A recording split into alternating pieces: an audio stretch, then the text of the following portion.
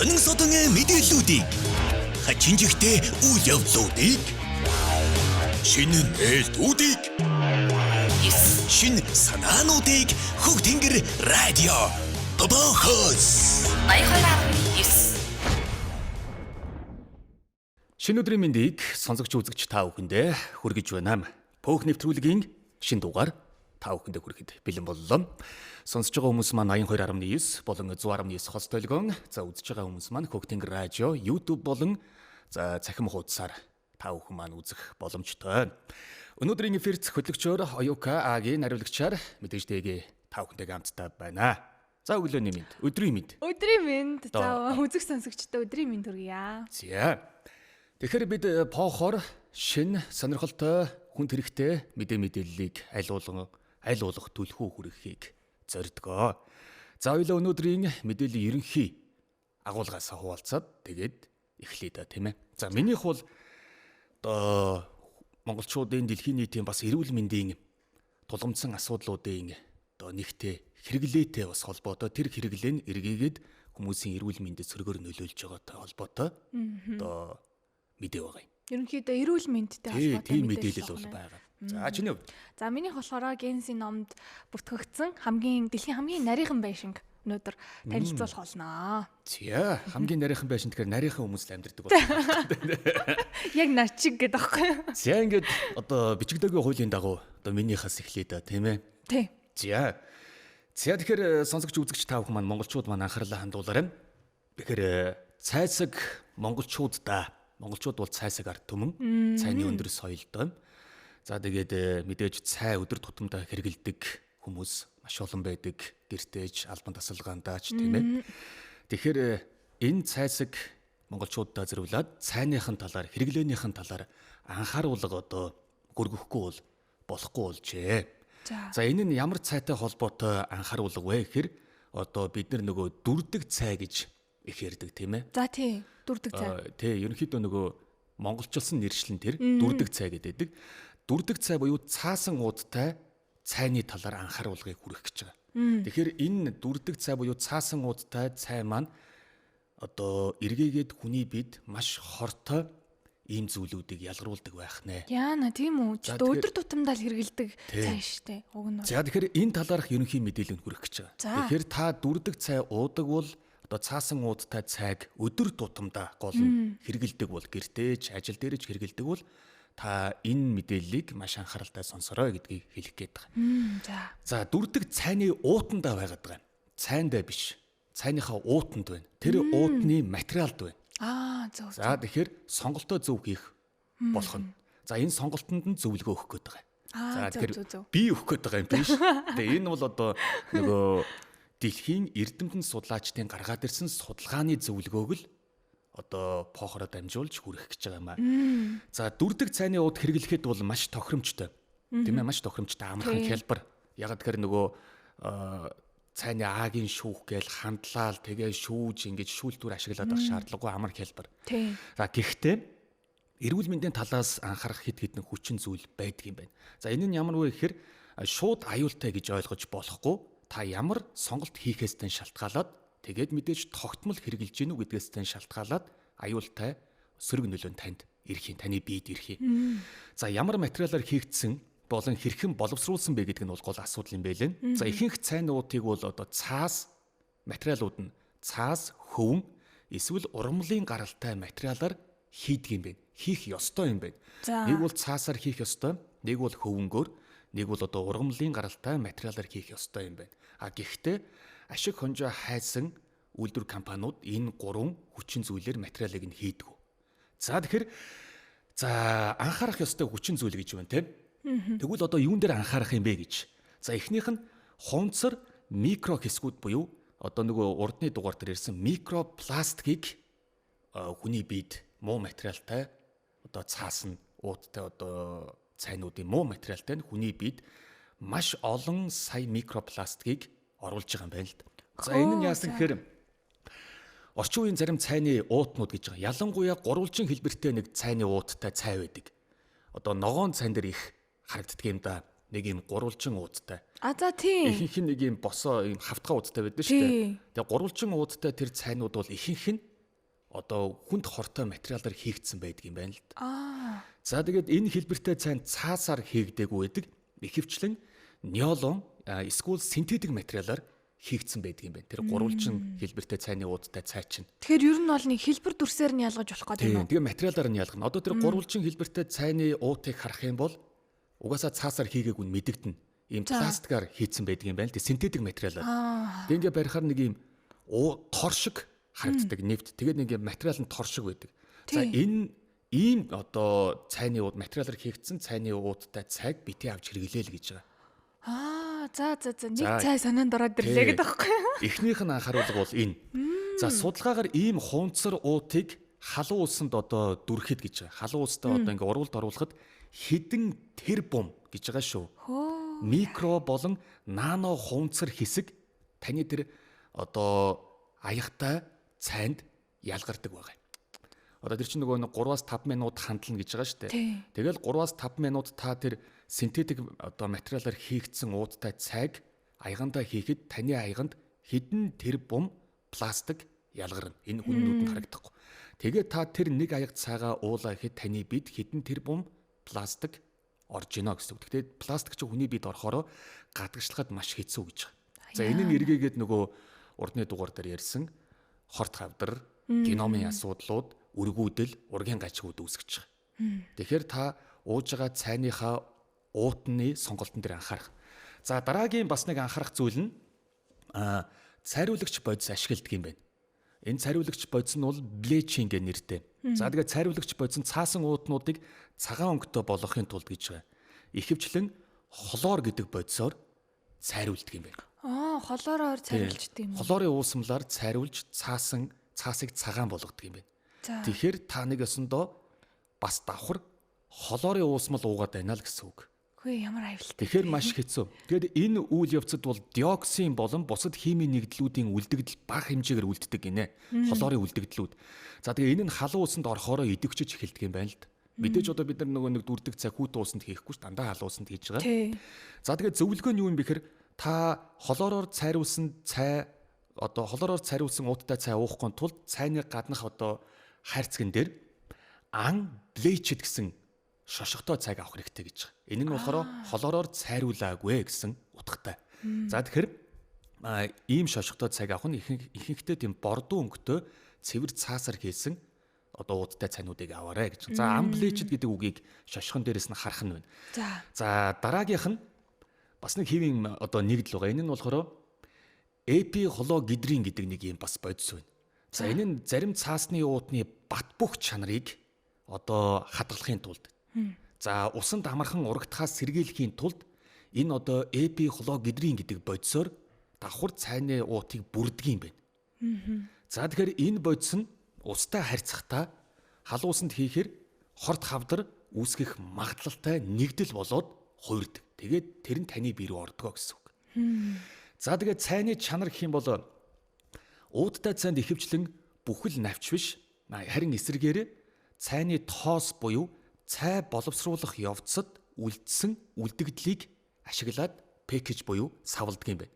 Тэгэхээр одоо бид нар нөгөө энэ цаасан уудтай цайг ууж байгаа нь нэг өсөндөө яг чанартай цай бол биш юм байна л да. Цай боловсруулах явцад үлддэг тэр нөгөө одоо үлдэгдэл муухаар ярихад одоо үлдэгдэл тэр жижигхэн хэсгүүдийг нь хаяхгүй тулд сав баглаа бодолтой болгоол зардаг юм байна. Тэгэхээр чанартай цай бол яг нөгөө навчаараа байгаа цай юм байна л да. Хандалж уудаг те ийм төмөр савтай нунтгаараа байдаг штэ. Тэр цай нь бол илүү чанартай цай юм байна. Тэгэхээр бидний авж уугаад байгаа цаас уудтай цай бол яг үндсэндээ бол ийм чанартай цай бол биш болж таарч байна. За тэгээд хэрхэн тэгвэл одоо энэ эрсдлийг сэргийлэх вэ гэдэг одоо гарцыг нь зааж өгье тийм ээ. За тий. За энэ бол хэрвээ та цайн дуртай бол өдөр болгон цай уудаг ийм хөвшилтэй болцсон бол одоо хүргэх хэдхэн зүйлийг л анхаарчхад болно. За энэ нь бол хамгийн түрүүнд мэдээж хамгийн супер арга бол навчин цай буюу яг нөгөө ориг нутгаараа байгаа цайг сонгох. Одоо орчин үеийн хуучин бол нөгөө нэг юм одоо цайны уур нүдүр гэж байлаа л. Тийм. Тэрнгөөр ингээд цайгаа бутлаж тийм үү. Тэгээ тэрийг хандалсныгаа давхар одоо халуун сав руугаа ч юм уу данх руугаа шүүж хийдэг. За энэ маань бол хүний бид одоо ёстой хор хөнөөлгүй жинхэнэ ориг цай байжээ. Гэхдээ одоо орчин үед яг энэ навчаараа байгаа цайнууд зарагдаж байгаа. Тэгээд нөгөө аяга энтер чинь хөгжөөд тийм ээ. Шүүлтүүртэй аяга нар, шүүлтүүдээр данхнар хүртэл ингээд аяга хүртэл гарцсан учраас та цайнд дуртай бол яг юм ориг цайг нь аваарай нунтгараа байгаа. Тэгээд түүнийг хандлал уучих. Хамгийн супер арга бол энэ юм байна. За үнэхээр ийм цаасан уудтай цайг хэрэглэх зайлшгүй шаардлага гарах юм бол мэдээж материалыг нь шалгах гэж байгаа. Пластик фри гэсэн шошготой байх хэрэгтэй. За. Пластик фри буюу пластик агуулаагүй. За unbleached буюу цайруулагч бодис ашиглаагүй. За мөн paper based буюу 100% одоо цаасан дээр суурилсан, эсвэл хөвөн дээр суурилсан ургамлын гаралтай одоо ийм цаасаар хийсэн ийм материалтай гэсэн энэ хідэн зүйлийг л одоо цайныхаа гаднах шошгон дээрээс л харчих хэрэгтэй. Хэрвээ таны дээр авж байгаа цайн дээр plastic free, paper based, unbleached гэсэн энэ гурван зүйл байхгүй бол тэр цай биш таны биед хор болно л гэсэн үг. За тэгээд гурвалжин пластик ууднаас бол татгалзах хэрэгтэй. Гурвалжин тэр хэлбэртэй цаасан уудтай цайнаас угаасаа бариад үзэнгүүт цаас биш пластик Тийм мэдрэгдэнэ. пластик байдаг тий. Тийм цай та уудаг бол одоо түүнийгээ болоороо л гэж байгаа. За тэгээд мэдээж түрүү хийсэн unbleached буюу цайруулагч ашиглаагүй байдаг. За энэ маань эрдэмтэд ямар туршилт хийгээд ийм зүйлүүдийг одоо нотлоод гаргаад ирвэ гэдэг олон туршилтууд байгаа. Сонирхолтой нэг 2 туршилтыг хэлж өгье л дөө. За эхлээд эрдэмтэд энэ Канадын McGill гэдэг их сургууль байдаг юм байна. За энэ сургуулийн эрдэмтдийн хийсэн нэг алдартай судалгаа байдаг юм байна л да. Энэ судалгаа нь бол микроскопоор харах туршилтыг явуулсан юм байна. За нөгөө микропластикууд өгөө. За маш нарийнаар харах. Энэ McGill их сургуулийнхан. За тэгсэн чинь юу болсон гэхээр нэг ширхэг хунцар буюу пластик материалтай цайны удтай одоо цайн дээр туршилт явуулсан чинь 11.6 тэрбум микро хунцар 3 тэрбум гаруй нано хунцар тэр аяг халуун усанд нь ялгарч байгааг микроскопоор тогтоож гаргаж ирсэн юм байна. Йоо. Тэгэхээр ганцхан аяганд 11 гаруй микро хунцар байна л гэсэн үг. Тэгэхээр одоо энэ пластик материалыг хийгдсэн цайны ууд ийм аюултай болж таарч байгаа. Тийм байна. Тэгэхээр байнга тогтмол хэрэглэдэг хүмүүс анхаарах хэрэгтэй. За дараагийн эрдэмтэд бол шатаах туршилтыг явуулсан юм байна. Цайны уутыг нь шатаах туршилт. За. Тэгээд судлаад шатааж үзсэн юм байна л да. Тэгсэн чинь уут нь цаас биш харин хунцар холцтой болоод цаас бол шууд үнс болно шүү дээ шатаахад. Тэгсэн чинь хайлж гялгар ууч шиг хэлбэрт орж байгааг харуулсан бичлэгүүд бас хийгдсэн юм байна. Тэгээ энэ бол энэ цаас ууттай цайны материалыг цаасаар хийсэн ингээд хэлсэн чинь шатаагаад үтсэн чинь үнс болохгүй бүр ингээд нэг юм хунцар уучиг болоод тийм нэг шатгаараа ингээд бөөгнөрөөд нэг юм болчдөг шүү дээ. Тэгсэн чинь яг шатаах туршилт явуулсан чинь зарим цайнуудын ууд цаас гэсэн мөртлөө тийм болж хувирсан юм байна. За тэгэхээр ийм туршилтуудыг явуулсан. Ингээд ерөнхийдөө сүүлд нь дүгнж хэлэхэд бол мэдээж хаа нэг газар одоо ийм цаас уудтай цайг уухад бол мэдээж таны биед ямар нэгэн тэмээ сөрөг үр дагавар одоо шууд тусах нь бол гайгүй. Шууд одоо аюул учруулахгүй ч гэсэн өдөр тутамдаа түрүүн хэлсэн байнгын та одоо ийм дүрдэг цай хэрэгэлдэг бол химийн бодисын нөлөөллийг нь багасгахын тулд аль болох саяны хэлсэн зөвлөгөөнүүдийг дагаарай. Хандалж уугаарай цайг. Нэг бол түрүүн хэлсэн тэр шошгон дээрээс нь шошгыг унших нь байна. Тэгэхээр ийм зүйлүүдийг одоо анхааруулж яг энэ мэдээллийнхаа дүгнэлтийг нь ингэж гаргая да. Тэгэхээр ууж байгаа цайныхаа шошгыг хар аль болох цайнд дуртай бол өдөр тутам хэрэгэлдэг бол хандалж уугаарай л гэдгийг зөвлөе. За ерөнхийдөө бол одоо нөгөө орчин цаг үед цаг үе өөрчлөгдөж хувьсаад энэ нөгөө хүн болгон нөгөө нэг одоо юу гэдгийг бүх зүйлийг амар хялбар болгох гээд ирэнгүүт давхар бас нэг тийм эрүүл мэндэд бас нэг жоохон сайн одоо хор хөнөөлтөй байх гэдэг юм аа сайн анхаарахгүй бол тийм ээ. Тэгэлгүй яг хөө тэгэхээр нөгөө байгаль их дэлхий хунцрын хог хаягдлаар дүүрлээ гэж байгаа боловч таны ууж байгаа дүрдэг цайны одоо уутных нь материалаас шалтгаалаад таны бие өөрөө хэдэн тэрбум микропластикийн хог хаягдал болж хуурж байна л гэж. Ганцхан аяг цайнд буюу 200 г аяг цайнд 11 тэрбум гаруй бичил хунцар агуулгадаад тэр нь таны хоолоогоор дамжаад таны биед тархаж байна гэсэн. Тэгэхээр одоо бидний бие мэдгүй одоо цайнд дуртай өдөр тутамдаа нөгөө буруу цайны уудтай цайг хэрэглэдэг хүмүүсийн бие организмд хэдэн тэрбум одоо бичил хуунцар байгаа юм бэ те. Бүр тэрбум даваа явсан байлгүй те өдөр тутамдаа хэрэглэдэг. Хамгийн аюултай нь энэ бичил хуунцар таны биед орохороо гадагшлана гэж байдгүй юм байна. Маш хэцүү. Тэгээ энэ нь эргээгээд таны биег хорт хавдар түрүүн хийсэн геномын асуудал. За тэгээд үргүүдэл, ургийн гажиг. Эдгээр зүйлсүүдийг дагуулдаг юм байна. Тэгэхээр одоо бид нөө хэрэгжилж байгаа зүйлдээ адаглаад гарын дор байдаг энэ дүрдэг цай гэдэг юм дээрээ хүртэл анхаарах нэ л гэдгийг монголчуудтай бас эрүүл мэндийн үүднээс нь анхааруулах ийм мэдээллийг бол одоо хүргэх гээл зориод байгаа. За ийм байна. За үзэг сонсогчтой бас хэрэгтэй мэдээлэл хүргэсэн.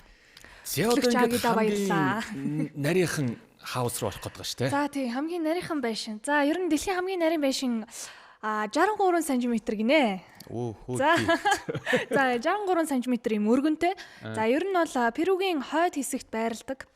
За Окалама гэдэг энэ дүүрэгт за дэлхийн хамгийн нарийн за бүрэн ашиглах боломжтой. Ер нь бол дотор нь хүн ороод амьдрах боломжтой энэ байшин.